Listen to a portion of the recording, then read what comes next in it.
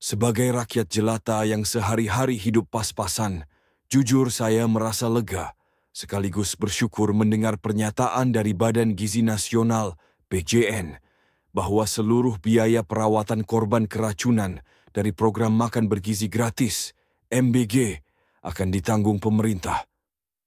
Bagi masyarakat kecil seperti kami, kabar ini bukan sekadar informasi, tapi benar-benar jadi penghapus rasa cemas yang sempat menghantui. Karena terus terang, ketika ada anggota keluarga sakit dan harus dirawat, yang paling cepat muncul di kepala bukan hanya soal sakitnya, melainkan soal biaya rumah sakit yang bisa sangat memberatkan.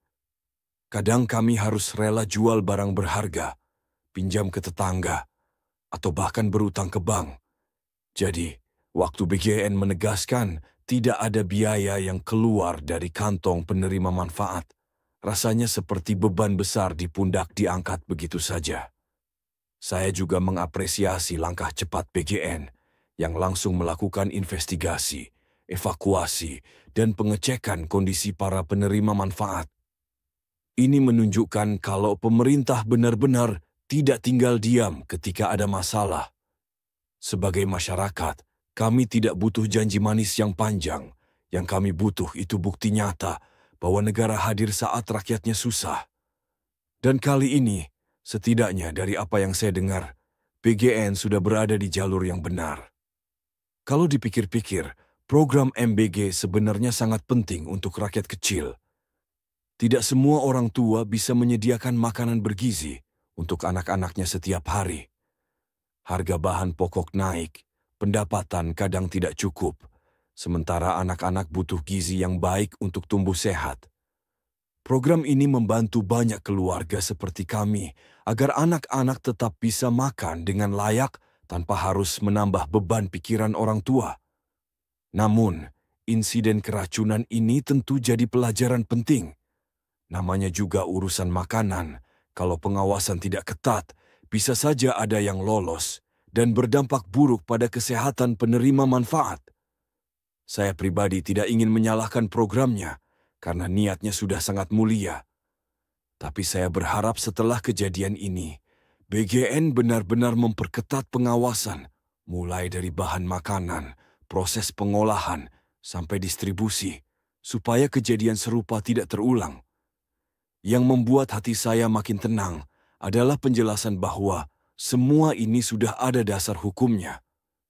BGN menyebutkan kalau tanggung jawab pemerintah pusat maupun daerah dalam menghadapi KLB atau wabah sudah diatur dalam Undang-Undang Nomor 17 Tahun 2023. Artinya, janji yang disampaikan bukan sekadar ucapan sementara, melainkan kewajiban negara yang sudah tertulis jelas.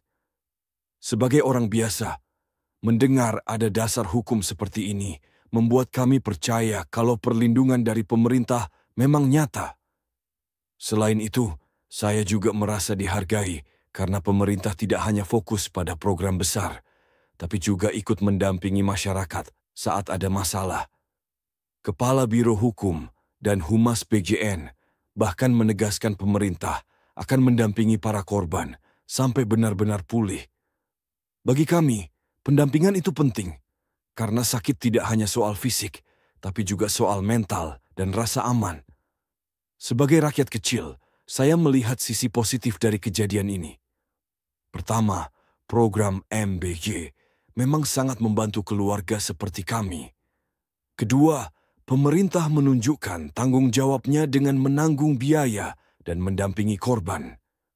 Ketiga, kejadian ini bisa jadi titik balik untuk memperbaiki sistem pengawasan agar lebih aman di masa depan. Harapan saya sederhana. Semoga anak-anak yang terkena dampak bisa segera pulih. Semoga orang tua tidak lagi merasa khawatir soal biaya. Dan semoga pemerintah terus menjaga konsistensinya dalam melindungi rakyat kecil.